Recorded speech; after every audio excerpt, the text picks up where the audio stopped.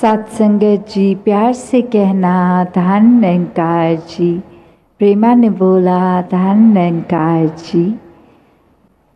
आज सत्संग के दौरान सभी ने बहुत ही अनमोलक वचन श्रवण किए। हर किसी के द्वारा जो संदेश, चाहे किसी भी भाषा का संदेश रहा हो, बात सभी ने इस एक परमात्मा की कि ये एक परमात्मा ही है। दुनिया चाहे जितने भी नामों से बोले, पर ये बात सिर्फ इसी एक एंटिटी की हो रही है, इसी एक की हो रही है। तो जीवन में जब तक श्वासें चल रही हैं, तब तक ये सुनहरा मौका है कि इस एक जिसको हम जिस भी नाम से बोलते हों, उसको जान भी लें। और ये जो दूरी फिर अभी तक जो कोई दूर होता है उसको उस बोलते हैं, जो नज़दीक होता है उसको इस बोलते हैं। तो वो उस परमात्मा से इस परमात्मा की दूरी, तो कैसे ये परमात्मा जब मिल जाता है, इसको रंग में रंग जाते हैं, तो ये जहाँ एक मन की भी एक भटकन दूर हो जाती है। ये समझ आ जाता है कि हर जगह ही ये परमात्मा है। तो ये अंग संग कण कण में नज़र आने वाला परमात्मा, जब ऐसे परमात्मा को देख के मन में बसाते हैं, तो फिर एक प्यार भी जीवन का एक एसेंस बन जाता है कि एक मूल जो रूप में जीवन प्यार है। ये प्रेमा भक्ति की बात कि जीवन में इस परमात्मा से जब प्यार हो गया तो हर जगह ही ये नज़र आ रहा है, हर किसी में नज़र आ रहा है। ये जीवन ही पूरे का पूरा प्यार बन गया। तो कैसे अपने जीवन को हर कोई एक जीने के समय अक्सर वो जहाँ किस तरह किसी दिशा की भी बात होती है, तो कैसे भक्तों ने यही समझाया है कि जीवन को एक सही दिशा, एक प्राप्ति अगर करनी है तो वो परमात्मा द्वारा ही होती है। ये जब तक परमात्मा मन में नहीं बसेगा तब तक तो हमारी सोच भी विपरीत चलेगी। हर किसी के साथ एक स्वयं की तुलना में हम स्वयं को ही श्रेष्ठ मांगेंगे। एक किसी का नुकसान करने से पहले एक पल के लिए भी नहीं सोचेंगे कि किस रास्ते जा रहे हैं। ऐसी अनेक चीज़ें जीवन में होती जाएंगी, पर वही इंसान जिस पल से इस परमात्मा को अपने मन में बसाता है, तो उसी समय से एक भक्तिमय जीवन की शुरुआत होती है। फिर एक अपने जीवन में वो किसी के साथ अजनबी वाला रिश्ता ख़त्म हो जाता है, हर कोई अपना हो जाता है। हर एक में ये परमात्मा ही नज़र आता है। सभी के लिए मन ये दुआ करता, हर एक के लिए समर्पित भाव से एक सेवा का रूप रखता।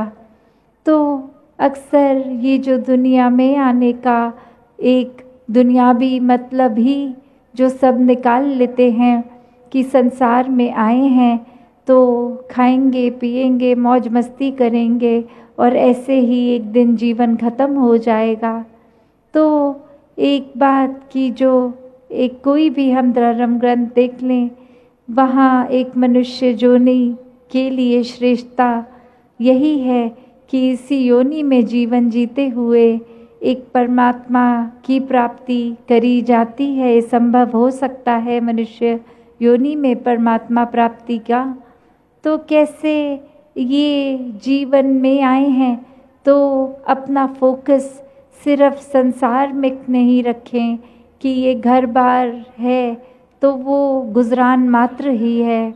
एक इसके रंग में ही रंग नहीं जाना कि परमात्मा को याद करने का समय नहीं, परमात्मा में ध्यान नहीं, अपनी ओर एक इंसानिय गुण का कोई खबर नहीं, एक दिशा ही विपरीत, क्योंकि हर समय ये माया में मन खचित है। तो कैसे एक जीवन में सच्चा एक जो अकेली चीज़ जो हर समय की सच्चाई है वो ये परमात्मा है।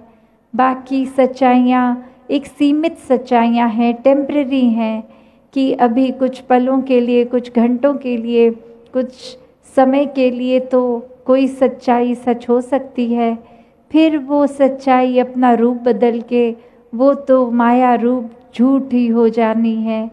तो ये परमात्मा जो हर जगह विराजित है, इसी की ये जो रूप है, ये निराकार, यही सच्चा है, यही सच्चाई है। तो कैसे अभी हम श्रवण भी कर रहे थे कि दुनिया में एक सपने को ही सच मान लेता है ये इंसान, और वही बात कि हम भी जीते जी इस माया को ही सच्चाई मान रहे हैं। उपलब्धियों में ही एक पूरा दिन लगे हुए हैं, एक कुछ प्राप्ति के लिए, एक सिर्फ जीने के लिए, शरीर ठीक रखना, कुछ मायावी धन दौलत की बरकत होना, ऐसी ही इच्छाओं में मन लगाए हैं, इसी को सच्चाई माने हैं। तो इसी के ऊपर एक कहानी भी याद आ रही है कि एक छोटा बच्चा रात में एक डरावना सपना देखता है कि वह एक मुंह खोलकर सोया है और मुंह में चूहा घुस गया है, और सुबह अपने माता पिता को कहता है कि मुझे डॉक्टर के पास लेके जाओ, मेरे पेट में चूहा है। तो वहीं सब उसको समझाने की भी कोशिश करते हैं कि नहीं, आप बिल्कुल ठीक हो, ऐसा नहीं है, आपका वहम है, सपना था। पर वो बच्चा अब उसी को हकीकत माने बैठा है, ज़िद पर आ गया है, और एक दिन 2 दिन के बाद वो इतना ज़्यादा खुद ये मान बैठा है कि एक चूहा पेट में है, तो वो तबीयत का भी बिगड़ना, एक वो साइकोसोमैटिक रूप कि जो सोचते हैं वो शरीर उस तरह का ही फिर व्यवहार करता है। तो ऐसे ही तबीयत भी खराब होनी, पेट भी खराब हो गया, और फिर बोलने लगा कि देखो मैं सच कह रहा हूँ, अब देखो मुझे तो तबीयत भी उतनी अच्छी नहीं लग रही। तो फिर एक वो घर में जो मदर थी वो एक तरकीब निकालती है और कहती है चलो आप टॉयलेट जाइए और फिर आपके पेट से चूहा निकल जाएगा। और वो तुरंत ही एक नकली प्लास्टिक का चूहा खरीद के पहले ही उस पॉट सीट में डाल देती है कि जब बच्चा बैठ के उठेगा और अंदर झांक के देखे तो वहाँ एक चूहा नज़र आए। और फिर ऐसा ही हुआ, और वो बच्चा बहुत ही संतुष्ट कि देखो मम्मी, ये चूहा जो पेट में था वो अब बाहर आ गया है, अब मेरी तबीयत ठीक हो जाएगी।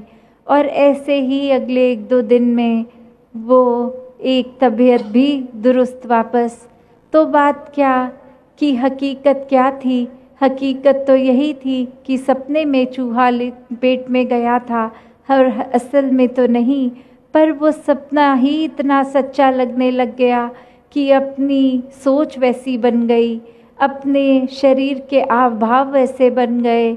एक लाखों को जितने भी घर के सदस्यों ने कहा कि वहम है, तो अब वो वहम भी वहम नहीं लग रहा, वो इतनी बड़ी हकीकत लग रही है। तो कैसे ऐसी हकीकत तो पल पल इंसान को जीते जी हर चीज़ में लगती है। आज स्कूल हैं तो मन यही मानता है कि ये स्कूल की लाइफ ही एक हर समय ऐसी होगी। आगे बढ़ चढ़ के कॉलेज और कामकाज, फिर वही एक हकीकत लगने लग जाता है कि जीवन बस अब यही है। कोई सामान घर में आता है या घर थोड़ा अपग्रेड होता है, फिर वही इतनी खुशी देने लग जाता है, वही हर समय लगता है कि बस हर चीज़ अब हर समय ऐसी ही होगी, वो सच्चाई लगने लगती है। ऐसे दिन में अनेकों बार कितनी माया रूप का ये जो इल्यूजन है, ये सच्चाई ही लगता रहता है, और वाकई में तो ये सच्चाई नहीं है, ये सिर्फ एक सपना मात्र, क्षणभंगुर, अभी है अगले पल नहीं है। तो ऐसी एक दुनियावी झूठ को इंसान सच्चाई मान बैठा है, और वहीं संत हमेशा से चेतन करते हैं कि असली सच्चाई को अपने पल्ले में डाल लो, असली सच्चाई का संग कर लो।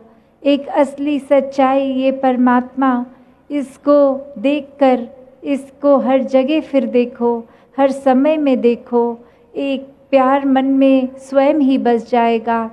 ये जैसे एक बात होती है, जितना आध्यात्मिक इंसान होता है उतना ही वो असली मनुष्य कहलाने लायक भी